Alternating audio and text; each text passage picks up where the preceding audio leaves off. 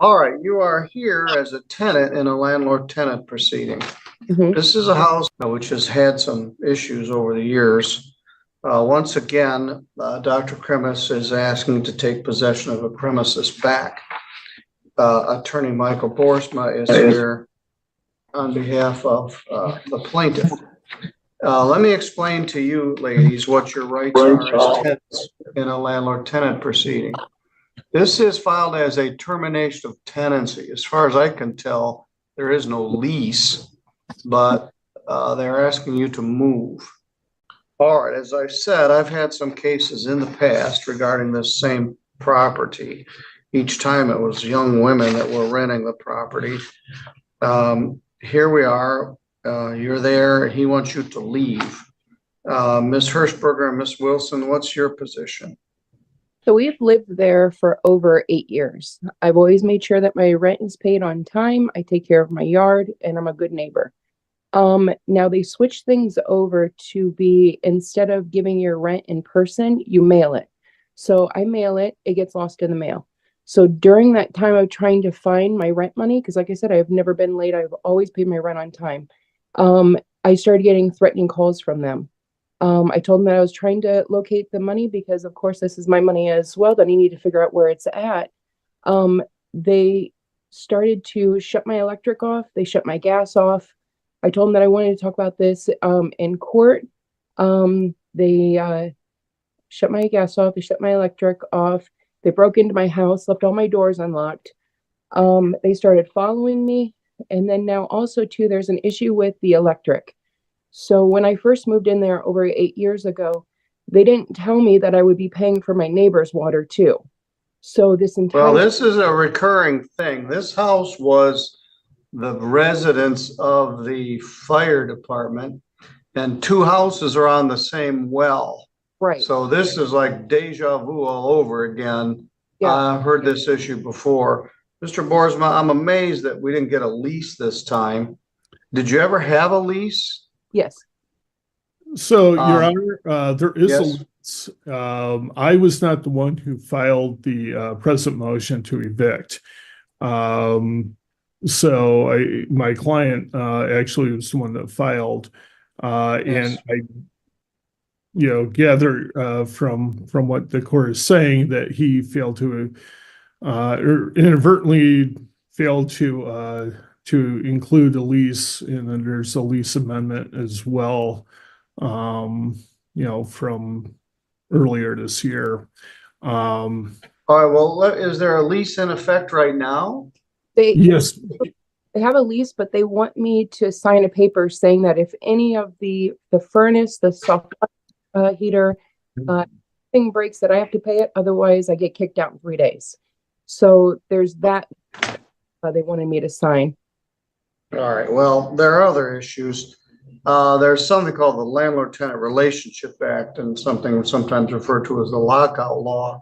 It's unlawful for them to turn off your electricity or your gas. Yeah, it's all They could be sanctioned with a financial sanction. Also, if you have a lease that's in effect, you have a right to pay the rent.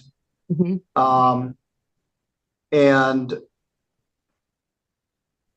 they file this as a termination of tenancy. Now, if there is no lease, they don't have to have a reason. They can just say, we'd like you to move. Right. If you do have a lease that's in effect, they have to have a reason. Either you haven't paid your rent, in which case you have a chance to pay the rent.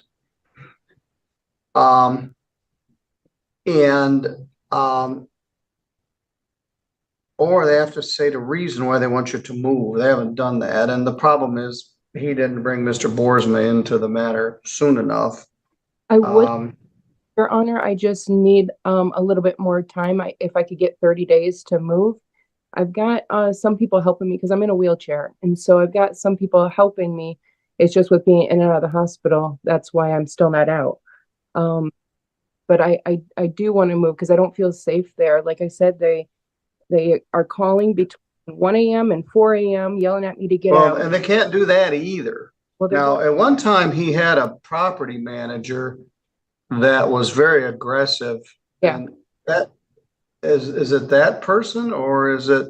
August's son, August, and then also, yes, Stan. Stan's following me. I asked August. Oh, Stan is still involved in this? Yeah. Oh, boy. And so, Your Honor, like I said, like I've always paid my rent on time. I've kept my yard nice. It's just they're trying to get me to pay for my neighbor's water. And then I find out that he's growing pot. And so no wonder my electric bill's been so high. And I didn't get a heads up when I first moved in. They didn't tell me this until 3 months after I moved in. And it's so hard to try to find a new place, which I ended up finding a new place. I just need a little bit more time to get the rest of my things out. But yeah, it's bad. Frankly, Mr. Boersma, I wish they'd stop renting this house. And his property manager has caused a lot of aggravation to the tenants over the years. And if she's true that someone shut off their electricity and shut off their gas and and went into the house without the permission, there are significant issues regarding that. Tell me about your gas and electricity being shut off. So I told them that I wanted to go to court because I have no idea, Your Honor, how much my electric is because, like I said, it's running off of my neighbor too. I called the electric company. They said there's no way to tell. And so I told August that I want to settle this in court. I want to talk to, Your Honor, so that way we could get this figured out because me trying to handle it's not working. They just say, pay the water bill. Otherwise you get kicked out. So I found a new place, like I said, Well, back up. What I asked you is, oh yeah, when did they shut off your electricity? they shut that off a month ago. What do you mean? It just was turned off? They called the company and shut it off. Both of them. They also told me they were going to lock me out before court, that they were going to change the key so I couldn't get in there before court. And then, like I said, Stan's following me. Is Ms. Hirschberger there also? Okay, is that your daughter? Yes, also my caregiver. So you indicate that you have found a place to move to? Yes. How soon can you be in there? So I just need 30 days to be able to get the rest of my things out of the old place. Mr. Boersma, if she's accurate, there are some clear violations of the lockout law for which the plaintiffs could be ordered to pay her money. She's the third tenant or fourth tenant to complain about the property manager following them or making their lives uncomfortable. But she indicates that she would move voluntarily. Perhaps we could resolve this by a consent judgment where you give her until the 15th of December, 16th of December to vacate, and she would agree to move voluntarily. Is that acceptable to you, Ms. Wilson? Yes. Yes, Your Honor. Is that acceptable to your client, Mr. Boersma? Yes, Your Honor. My client indicates yes, Your Honor. All right. Now, you're consenting to an agreement whereby you'll move by December 16th. If you don't move, you'd be subject to being evicted. This is going to be entered as what's known as a consent judgment. I don't have one here in front of me, but Mr. Boardman will send me one. If you misunderstood what we just did or felt like you were pressured into doing this, you have 3 business days to ask to set this aside. But what I'm going to do is enter an order that says you have consented to moving by December 16th. If you don't move by December 16th, you're subject to being evicted. When you move, you need to turn in your keys and give your forwarding address within 4 days of your moving. Mr. Boersma, this is going to be a continuing issue regarding this well. Mm-hmm. And Dr. Krimis, in the future, before you do anything, your son does anything, or Stan does anything, talk to Mr. Boersma first. You could have yourself in some significant difficulties by turning off your tenants' electricity or gas, or calling them in the middle of the night. So you're to stop, not to have any contact with them pending this move out. Or you could end up paying her a substantial amount of money. So she's going to agree to move voluntarily. When you file a complaint, you're supposed to file a copy of the lease. I don't think you even have the right to the relief you're asking for. I think she has a right to pay her rent, but she wants to get out of this situation, and I don't blame her. So she's going to move by December 16th. She'll turn in the keys and give the forwarding address. Mr. Boersma, I think you've got our email address. I believe I do, where I can call the clerk's office and get All right. that. So Very good. Well, if you'd email me a judgment, I'll sign it. All right. Ms. Wilson, best of luck. Thank you, Your Honor. And I will send you a copy of that judgment when I get it and sign it. All right, I appreciate it. All right, thank you. Thank you.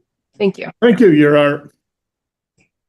What you just witnessed wasn't simply a landlord asking for his property back.